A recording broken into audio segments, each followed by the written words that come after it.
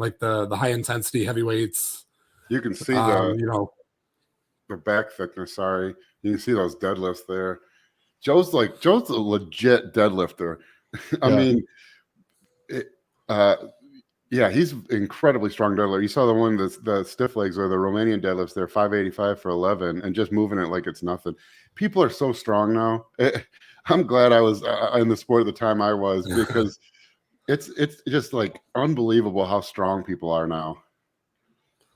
Yeah, is that something, Joe, early on in your training that you, when you're, you know, following your brother, that was a big kind of a cornerstone to your training regimen, was just the more like the power movements?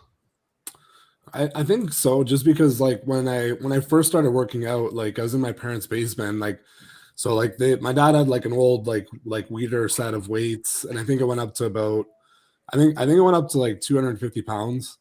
So I had a barbell and some plates to work with and a few dumbbells. So I basically was like, I can squat, I can deadlift, I can barbell row, I can bench press. So I really started doing just like the fundamentals and trying to use as much as I could with that. So I was like, got to the point where I'm like deadlifting like 250 pounds for like, 20 or more reps, just because there wasn't a lot of weight. But, Right. so I got into that. Like, I remember as soon as I got into the gym, even in high school, like I was able to do like 500 pounds for a deadlift, when I was like 17. So like I think like I've always had very strong like hamstrings, especially. So I find that's why like when I do stiff legs or deadlifts, like I can pull like 700 pounds for reps or more. Like I did 725 for like 5 reps about a week and a half ago, and that was that's one of my strongest like deadlifts to date. Nice. If you look, I mean, you can see the benefit of the heavy hamstring work, and I think that's something less people miss now than they used to. But the hamstrings cross 2 joints; they cross the knee and the hips, And so if you're only doing like leg curls, you're only really working the hamstrings across one insertion. And there is of the like the semimembranosus, semitendinosus, and was it biceps femoris, the semimembranosus, I think. Only that one only crosses at the knee, but the other 2 cross at the hip also. And there's that picture of him on his Instagram where he's doing the rear lat. You can really see that benefit, that hamstring thickness that you get from the heavy hinge work, the heavy deadlifts, especially the stiff leg and Romanian deadlifts. I think you're seeing that. Yeah. I mean, you can see this, just the thickness there. Yeah, and you can see there also like his shoulders. I mean, how close he is. He's right there. I feel like if he was an American bodybuilder, he'd already be getting, he'd be going into like a Toronto Pro as like a favorite to win. Yeah, and so that's what is this going to be your 4th time, Joe? Or 3rd or 4th time doing the Toronto Pro? This will be 4th time actually. Yeah, 4th time. And were you 4th twice, did I see, or was that the first time out? I got 4th, and then I got 3rd as well. 3rd, sorry, okay, gotcha. Yeah, 2021 I got 3rd. Yeah, so you're right there. Yeah. So that's the goal. When is that? June, right? It's coming up this June, isn't it? Yep. June? Yeah, it's I believe it's June 4th. Yeah. Yeah, and I know John's going to be doing the amateur Arnold, but is he also trying to do that with you as well, or was that just if the Arnold was canceled? I think the Arnold's canceled though, so I think he is going to try. They just announced it's back on, but who knows? Did they really? Yeah, that's such a shit show. Yeah, I mean, yeah, I don't even know what the reasoning was for it, because they canceled all the amateur shows, didn't they? And then yeah, apparently, because last night John texted me, and because he's like, it's back on, and I was like, what? And he sent me the notice or whatever, and so wow, who knows what'll happen. So I mean, it's tough. That's tough too, because it's like 11 weeks. You can't, that's hard to hold. Yeah, like to just call it off, and then inside of 3 months say, hey guys, yeah, it's back on. So I'm curious how many people won't do the show now. But yeah, I think for John's career, if he turned pro at the Arnold Amateur, I think it's probably better for him. More people will know. But I think he's probably going to end up doing both shows, or because now the Arnold's going to be tough to be ready in time, and I don't think it's worth it if we get 4 or 6 weeks out and we're going to have to like kill him to get in shape in time. We'll probably just transfer it right onto Toronto. Yeah. No, I did the art amateurs once back in like 2017. I think I ended up placing fourth, but it was a good show to do, honestly. Like I actually really liked doing that show because it was my first time like on an international stage going against other like people from like Europe and all these other countries. And for me it was a good like step in the right direction. I felt like it kind of like opened up my eyes to like the caliber that I Yeah. needed to get to. And then like all the guys, I think I ended up fourth, and every single guy in that top five within like the next 2-3 years was a pro. So Yeah. Yeah, the Arnold's weird too, because you'll have years and classes that are phenomenal, and then you'll have classes certain years that are not phenomenal. It's like really yeah. oddly hit or miss, where you'll have a guy who, like all the top five are ready to turn pro, and then the same class the next year, you'll have you won't even have five quality competitors. It's really weird. It's strange how it works out. This year is going to be another weird one because who knows who's going to show up now, if they even have it. Yeah, that's so weird. So to Honestly. kind of, as you're coming to the end of your off season too, you're training right now. I was reading a little bit. Are you like a 5 on 2 off, and then can you kind of walk through what your training looks like right now, and then what it'll look like when you transition into some prep? Yep, yeah. Like right now, I typically do. I try and do like 3 days on, 1 day off, 2 days on, 1 day off. So my split right now is actually this isn't like necessarily in particular order of like days of the week, but like usually I'll do quads and calves, and then chest and triceps, back, rear delts, hamstrings. Then I'll take a rest, and then I'll do hamstrings and calves, shoulders, a little bit of chest, biceps, and then rest, and then repeat.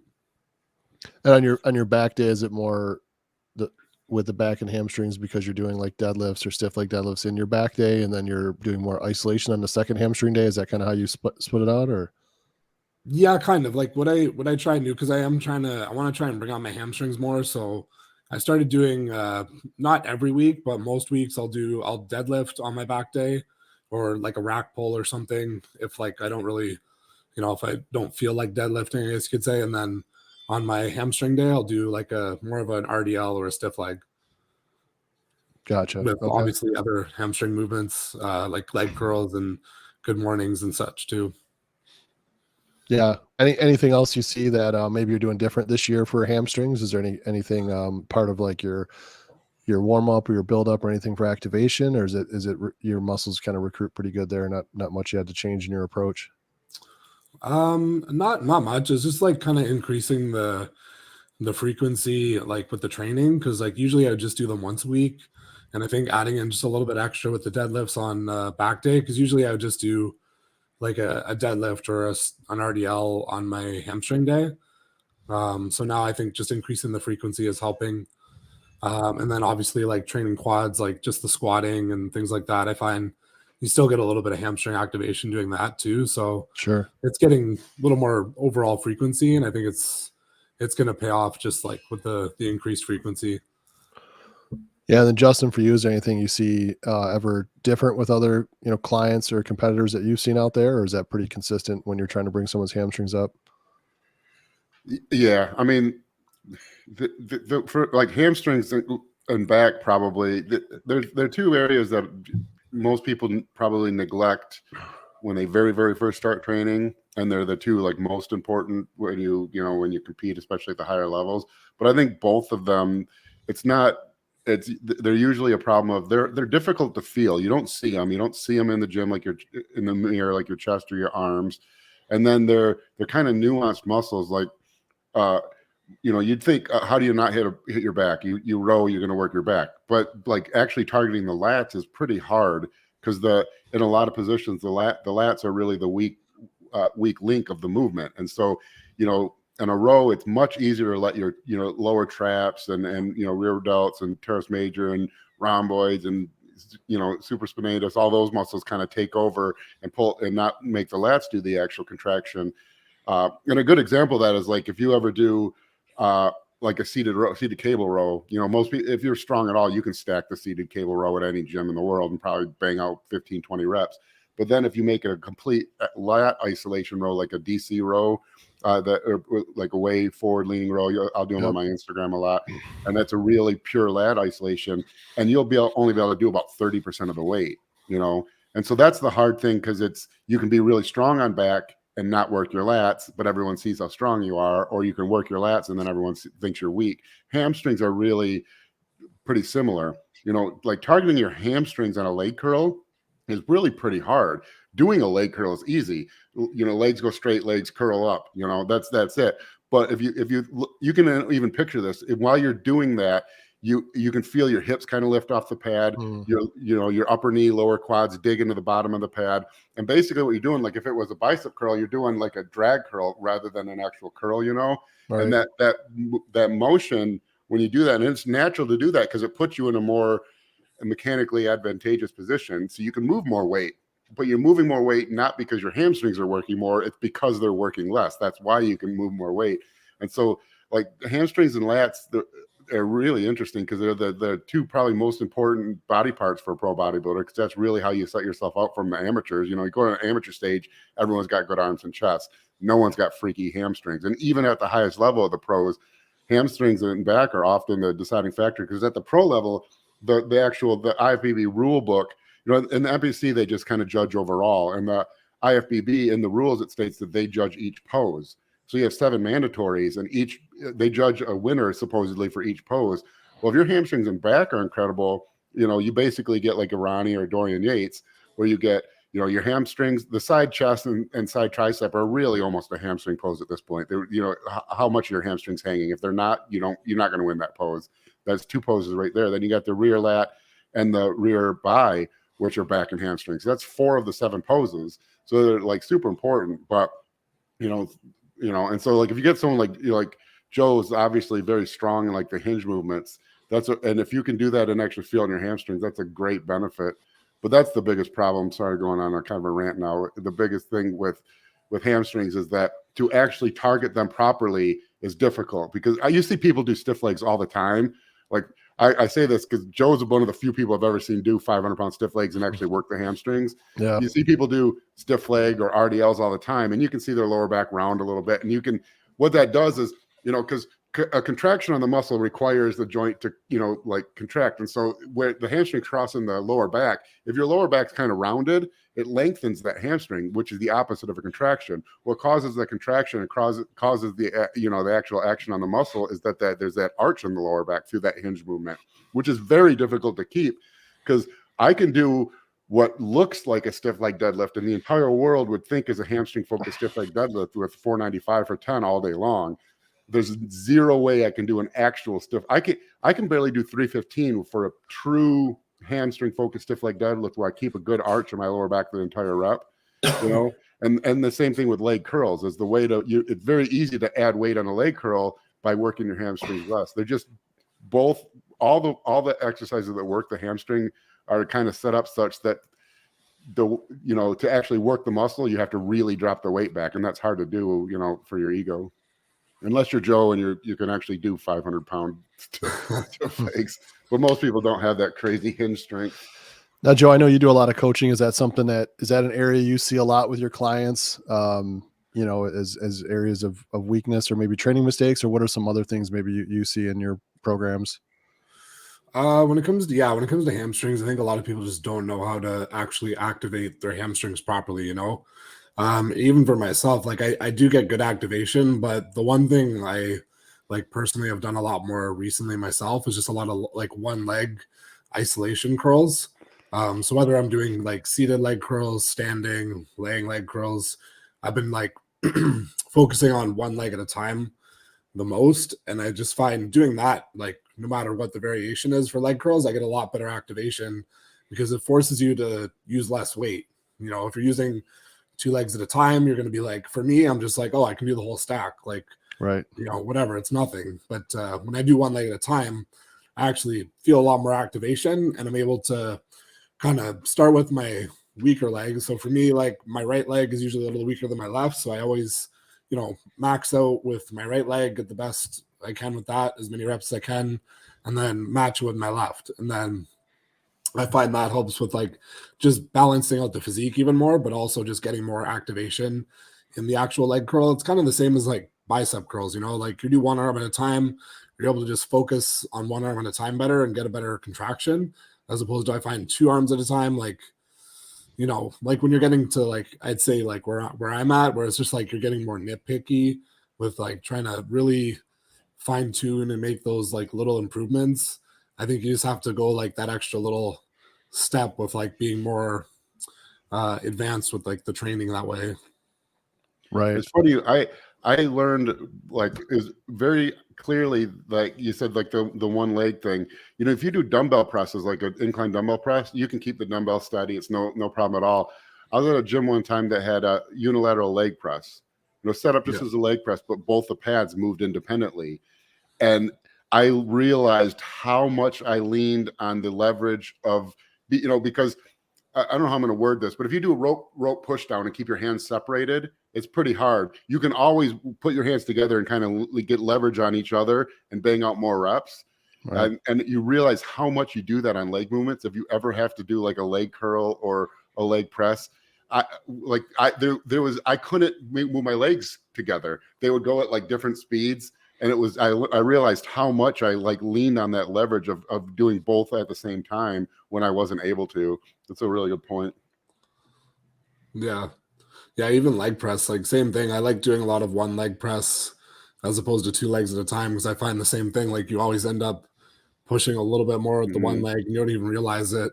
And then when you go to do the one leg at a time, you're like, wow, my right leg's way weaker than my left leg, or like you said, like the unilateral leg press, like they're not moving at the same motion, the same rate, and it just like it's going to affect the development. So I feel like for me, that's just like something I've gotten more specific with this year as opposed to past years with the training. Now, did you as far as the leg press, would that be on like your quad dominant day, or would that be like a hamstring movement for you with like a higher foot position, or how do you usually work that into your routine? Honestly, I usually just use the leg press for quad focus. I don't really like Okay. it for hamstrings. Sure. Just because like I don't find it really I don't really get that much like hamstring activation with it. Like you're still like whether you put your feet high or low on the leg press, I feel like you're still working your quads. I'm glad you So said that. It's something I've always kind of want to discuss, but I don't consider myself like a biomechanics expert, or training just isn't my interest. You know, I'm an exercise physiologist by degree, but nutrition's always been my interest. But I feel like you can make the argument squats will target hamstrings because you still have that lengthening and contraction across the hip. You know, because your torso is going forward and standing up, so there still is that movement where that hamstring is getting stretched and then some contraction.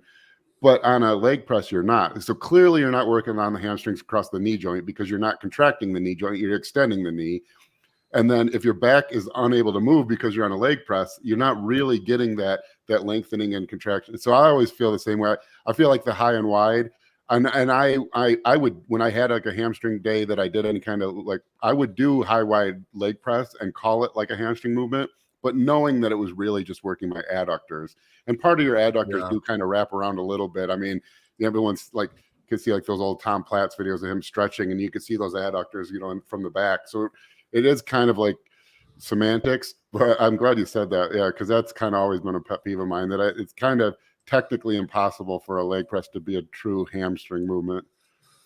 Yeah, because like you said, like it's a little bit of adductors, and obviously you can, you know, try and you can utilize your glutes a little bit more with your legs high, but I find the hamstrings themselves, like you're not really getting much out of it, and that's why I used to do them. But like last couple years, I haven't done them at all, and I just leg press for me, it's always feet like really low, and lately I've been doing it like my feet are like only half of my foot is actually on the platform, so my feet are super low. Yeah, Just your because feet I are. find if I don't put my feet that low, I don't get enough range of motion. So with my feet like that low on the platform, that's when I get like the most range of motion, and actually like I'm able to work my quads a lot better that way. Yeah, when we trained with John in Virginia, you were doing them there almost like a sissy squat. I mean, like Yeah. feet way at the bottom. I don't think I didn't even have the ankle flexibility to do it there. It's pretty Yeah, impressive. I've been going even lower now. Like I have like half my foot on the platform, and I go as deep as I can because I find like I'm pretty thick. Like this way. So I find like if I go too high with my feet, I can't get Oh, yeah, enough yeah. range of motion. So I have to go really low so I can like kind of bend my heels would lift up a bit, but I find just pushing through more of my toes, I get more activation in my quads that way. That's a kind of an interesting thing that only very very strong people deal with, and that might not be your reason is to work your quads. When you first start training, you love leg press and you want to put your feet high and wide because you can shorten the range of motion and add more plates. But then eventually, when you're really strong, you get to the point where every machine's maxed out, and so much so that every machine's maxed out, and then you start putting your feet in positions to make yourself weaker, and you're still maxing the machine out. And then you're so past the point of ego lifting that it's like, I don't want to load 15 45s on each side of this damn thing. So you start thinking like inventive ways to make it even harder, so you don't just have to keep like loading the weight on. Yeah, so this isn't a leg press, but just like if you look at your angle of your knees here, I just thought that was interesting. Like how you could easily slide your feet forward, take a whole bunch of pressure, off of the quads there. But it's a pretty tight image. I was looking for a leg press picture, but couldn't find a good one. Your feet were cut off in most of them, but yeah, even and I don't like, you can't the V spot. Like the V spot there, like the way I do it, I always try and have my hands out in front like that because I find it makes it harder, and so I don't have to load on as many plates like doing it like that versus like having my hands like braced on my legs or something, Yeah, no, it makes sense. And you can't really with the leg press. Like, sorry, what's that? I was going to say you're in. I don't know how much of it has to do with that. I'm just going to let you. Okay. No, I was just gonna add one thing to the leg press. Like you said, like I'm at that point where obviously I can max it out. So like another thing I started doing was I started to add bands because instead of having to load on as many plates, I can just add the bands as well, and then I don't have to load on, 15 plates aside. I can do like half the plates and have bands resistance too. Yeah, I think like the range of motion, like you said, your hands in front and just kind of your feet positioning. So no, and so I was looking at some other things and just kind of wanted to wind down on some of the discussion on your training, because you mentioned you didn't have to do as much cardio from training as heavy as you do in season. Curious to your cardio off season. Is there anything you do in the off season to keep cardiovascular system going, or do you find you get enough from weights? What does that look like for you? I like doing cardio in the off season just because mainly just for appetite, and I feel better too because like I find like if I wasn't doing any cardio, I would just feel like kind of like you feel more lethargic, you feel out of breath, you're just like it's really hard to eat like a excessive amount of calories in a day. So I try and I'll do like 20 minutes in the morning most days, and then I'll do HIIT post workout once or twice a week. Just to keep my cardiovascular health in check, and just it helps with like the training endurance and things like that. So like I always like doing a little bit of cardio, like because I just feel better in general, like not really for body composition reasons, just like you feel better at heavier weight, you feel healthier, you're able to train and just function better, energy levels are better, everything.